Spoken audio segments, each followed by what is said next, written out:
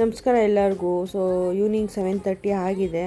ಅಡುಗೆ ಮಾಡೋದು ಹೇಗೂ 8 o'clock ಅಲ್ವಾ ಅಂತಂದ್ಬಿಟ್ಟು ಇದನ್ನೆಲ್ಲ ನೋಡ್ತಾ ಇದ್ದೆ. ನನಗೆ ಸ್ವಲ್ಪ ಮರು ಜಾಸ್ತಿ ಆಗಿಬಿಟ್ಟಿದೆ. ಸೊ ಆಲ್ರೆಡಿ ಫಾಲು ಲೈನಿಂಗ್ ಎಲ್ಲ ತಂದಿಟ್ಟಿದ್ದೆ. ಪುನಃ ನಾನು ಚೆಕ್ ಮಾಡ್ತಿದ್ದೆ. ಆಮೇಲೆ ನನಗೆ ಖುಷಿ ಆಯಿತು, ಹೆಂಗೋ ಕೆಲಸ ಸ್ವಲ್ಪ ಕಮ್ಮಿ ಆಯಿತು, ಕಟ್ ಮಾಡಿಬಿಟ್ಟು ಮಲ್ಕೊಳ್ಳೋಣ, ಬೆಳಗ್ಗೆ ಹೊಲಿಯೋಕ್ಕೆ ಸರ್ ಹೋಯ್ತದೆ ಅಂತ ಅಂದ್ಬಿಟ್ಟು. ಅದೇ ಟೈಮ್ಗೆ ಅತ್ತೆ ಬಂದರು. ಅತ್ತೆ ಇದ್ಕೊಂಡು ಇದಕ್ಕಿನ ಬೇಳೆ ಸಾಂಬಾರು ಮಾಡಿದ್ದೀನಿ, ಕೊಡ್ತೀನಿ, ನೀನು ರೈಸ್ ಮಾಡ್ಕೊ ಅಂತ. ಸೊ ನಾನು ಅಷ್ಟೊತ್ತಿಗೆ ಈ ಲೈನಿಂಗ್ಗಳು ಎಲ್ಲ ಐರನ್ ಮಾಡಿಬಿಟ್ಟು ಬ್ಲೌಸ್ ಕಟ್ ಮಾಡೋಣ ಅಂತ ಅಂದ್ಕೊಂಡು ಎಲ್ಲ ಮಾಡಿಕೊಂಡೆ. ಸೊ ಹಸ್ಬೆಂಡು ಮತ್ತು ಗಗನ ಎಲ್ಲ ಊಟಕ್ಕೆ ಬಂದರು. ಅವ್ರಿಗೆ ಊಟ ಹಾಕ್ಕೊಟ್ಬಿಟ್ಟು ನಮ್ಮ ಮನೇಲಿ ಹೇಗೆ ಅಂದರೆ ನೈಟು ನೆಂಚ್ಕೊಳಕ್ಕೆ ಏನಾರ ಇರಲೇಬೇಕು. ಬೋಂಡ ಬಜ್ಜಿ ಪಲ್ಯಗಳು ತಿನ್ನಲ್ಲ ಇವರು, ಏನಿದ್ರು ಬೋಂಡ ಬಜ್ಜಿ ಇವೆಲ್ಲ ತಿಂತಾರೆ. ಸೊ ಇರಲೇಬೇಕು. ಮಾಡಿಕೊಟ್ಬಿಟ್ಟು ನಾನು ಊಟ ಮುಗಿಸ್ಕೊಂಡು ಬ್ಲೌಸ್ ಕಟ್ಟಿಂಗ್ ಎಲ್ಲ ಮಾಡಿ ಇಟ್ಬಿಟ್ಟಿದ್ದೆ ಫಸ್ಟೇ. ಆಮೇಲೆ ಈಗ ಬಿಗ್ ಬಾಸ್ ಶೋ ಬರ್ತಲ್ಲ, ನನಗಿಷ್ಟ. ಬಿಗ್ ಬಾಸ್ ಇರುವಾಗ ನಾನು ಏನಾರ ಕೆಲಸ ಮಾಡಿಕೊಂಡು ಶೋ ನೋಡ್ಕೊಂಡು ಕೂತಿರ್ತೀನಿ. ಈ ಸತಿ ಗಿಲ್ಲಿ ಇರೋದ್ರಿಂದ ಶೋ ತುಂಬ ಚೆನ್ನಾಗಿದೆ. ನಾನು ತುಂಬ ಇಷ್ಟಪಟ್ಟು ನೋಡ್ತೀನಿ ಬಿಗ್ ಬಾಸ್ ಶೋನ.